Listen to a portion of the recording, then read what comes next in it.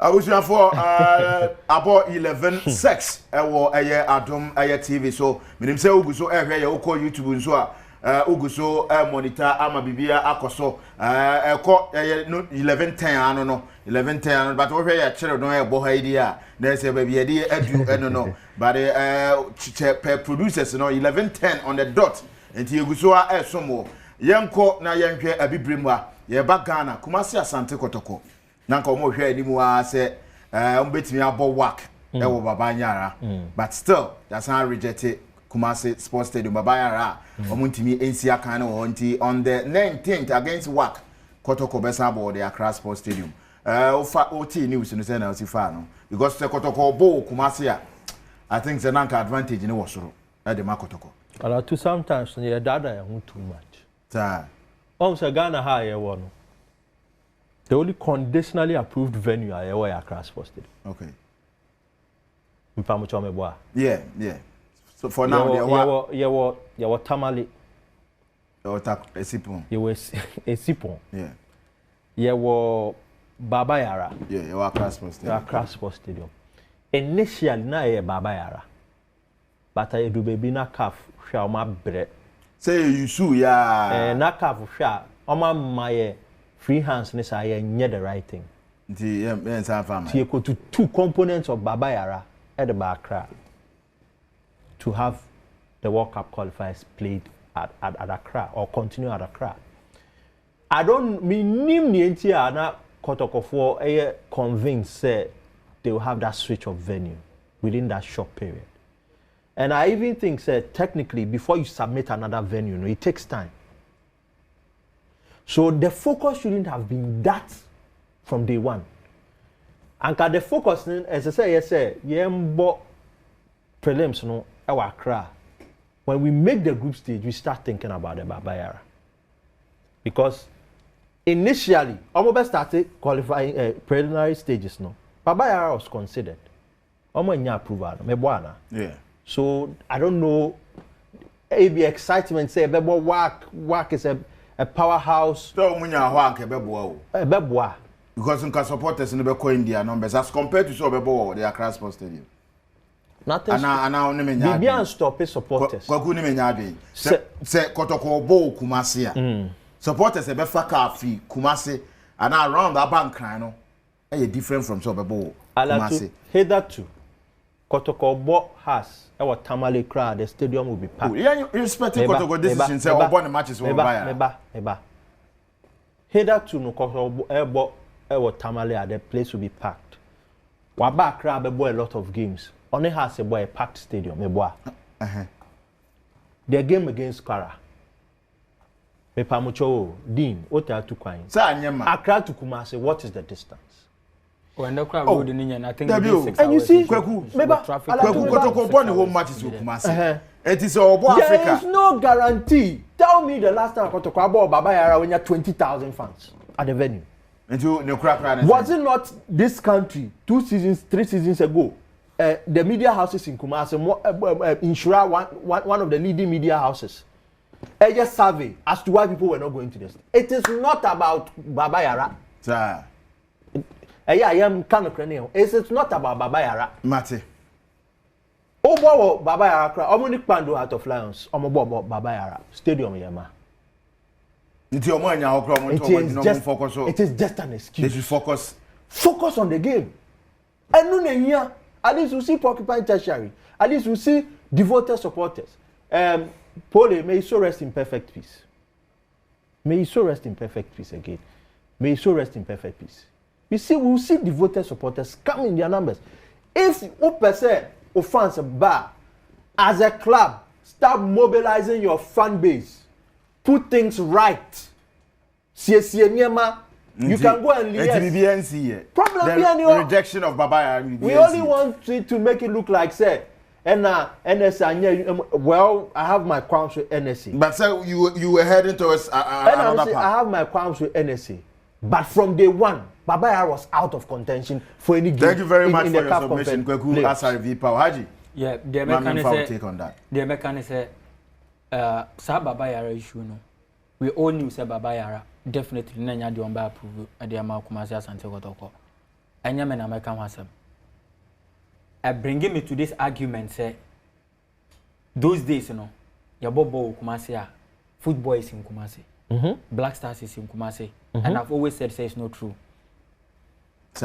It's because it's Black Stars. It's Black Stars. We play in Accra, you saw the numbers. Tomorrow you will play, you will see the numbers. We've played in Cape Coast before, so many qualifiers, you've seen the numbers. We've taken Black Stars to Tamale, you've seen the numbers. Black because Stars. It's the national team. It's Black Stars. The senior national team. Kudus now, what no. What show Kudus we are? Kudus who no 2020. 5 EBO. On my last game no more bono.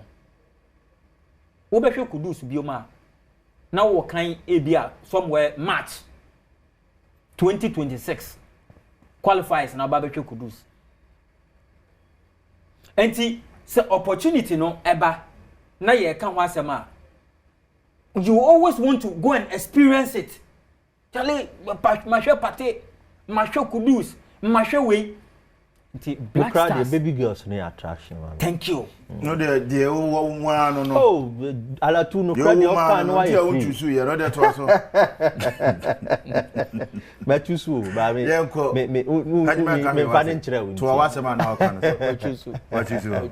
Sir, and your young mechanic. We young man. What you want? Still lad, another to see baby girls. Oh, Alatu some more. May you never break. Okay. To us actually, the various stadiums are all Krumhanoma. We know say Cape Coast to me use Cape Coast na one of the venues are nanke the pride here. And it was built for development of youth. Yes. So let's focus on Baba Yara and Kotoko. Baba Yara, even if Kotoko ball they know say a bad thing say these days Obenya numbers in my stadium now full to the brim. So they should forget about Baba Yara. Concentrate on the game. One game one. When the opponent a ball, number one day no pa and home advantage count to. Or bro swa. And if you are not going to go away, we are taking what the mama won't show. When they were playing that Champions League, if we are taking it to a ball game to be 1 o'clock was it 2 o'clock. That's a number of Pierre. Yansamo. First, I've no more good. And when you name Nipa or yes, our research now or catch it. Once a North Africans now need your drinks, I mean, but the whole world, Omaya, Insio, River, Lake, Bibiani, Saudi Arabia. Omo mukoma kana be Arab for there for. We have to me about 39 40 degrees Celsius. And to Arab from that enclave na de ba Maghrebian area no eba Egypt, eba Sudan, eba Libya, Morocco, those areas. Omo 36, about 37. Na kroma abokra watamale boga abokra 34 35. 35 I don't remember what I said 35. Omo bought 37 36. Now the number room, I was in the color near Cocontino, over 1 to 2 o'clock. Opa 1. Obeshawa, Obeshaw. So one of Ebenya. Meno no Ebenya. I say, I will be back home. Now, me know how one day near Pals. Would help Pablo if you are. I don't know what's about. Kotoko should focus. No, it doesn't matter. Okay. They should concentrate on the game. Yeah. Ugo so live on Adom TV. So, yeah, that's so NOT in Kundra. So, then is someone here.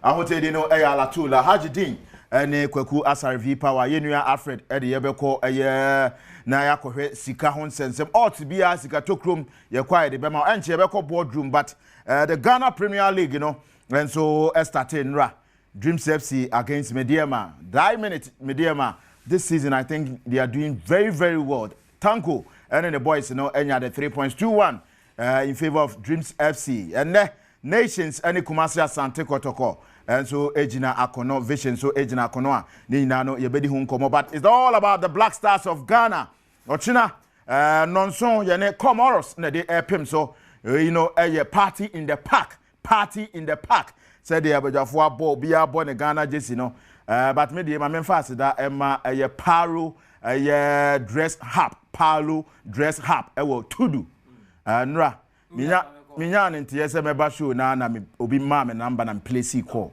me place call na paro o se alatu mahu said o stage and city enti me delivery there about 1 minute na moto there ba nti Paulo nkasa nti mame entia Paulo Pablo Paulo me bona baso Jesse no baby abenya bia no wokwa Paulo be ma Jesse man for me dia mrem o de obi ade be say Alfred boy wan fa bia ma okay ti wodi kan report wa ma me Jesse we nya be to me Paulo dress hub wo tudu Jesus ni nyina akwa won sa be kan de we supporters de no nti aka players ni de no de be brem aso biem kura obesort obi a yan Kotoko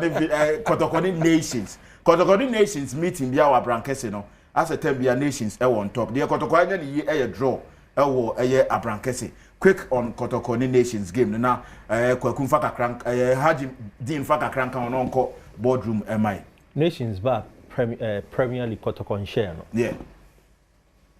Enti no me kai omo very first game omo botutu bi. Yeah, omo botutu. Ye tutu nkonya. Na Dr. Kwame Chase. Oh, me a men crop for ne Kotoko.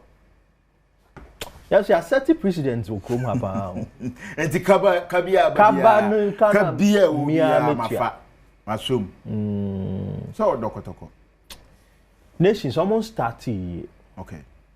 And me nyan nti ese kasi mingo ho keka sa because now no say the course we now supporters and in form na impressive after Gauka top 4 tournament but nations players do say no more ton after the just end the season because season no more bad they just end the season was Abdul Karim Koye I think the last season they really almost season kakra say issue na see with Baseke no yeah but Abdul Karim Baba has, I think, players still be caught. Farouk has a Hawaii United striker. He also joined, but I mean, maybe it's a slow start to the season. But Alatu, if I'm being very frank, Kotoko have a better form going to this game than Nations FC. And I don't know, say, me name say Albert Amwa will be available there. Albert Amwa is available. Almost resting for the work game. Oh no, injury. Sir but report I can say it wasn't as feared as who senior no more no. And referee know this game no anyade. Their players you have to protect them. Omona Cecilia no Albert Amwa is one of the players in tier. Fans get excited to watch the Premier League. And also with the sort of TV broadcast, radio commentary, any even advertising hoarding some of the it's like aesthetics now improve but you should protect some of these players. Unfortunately, if it's not playing, it's a big blow for Kotoko. But Binjin this Karim Zito will lose that game. A big test, and Kotoko's worst should be a draw. Now Latu Pachoma Misimana Menka same way. Your league up to match day 5. The production house almost see almost my and the production very impressive. I think so almost bomb home but the back have me then how so do Kaneshi first lighter almost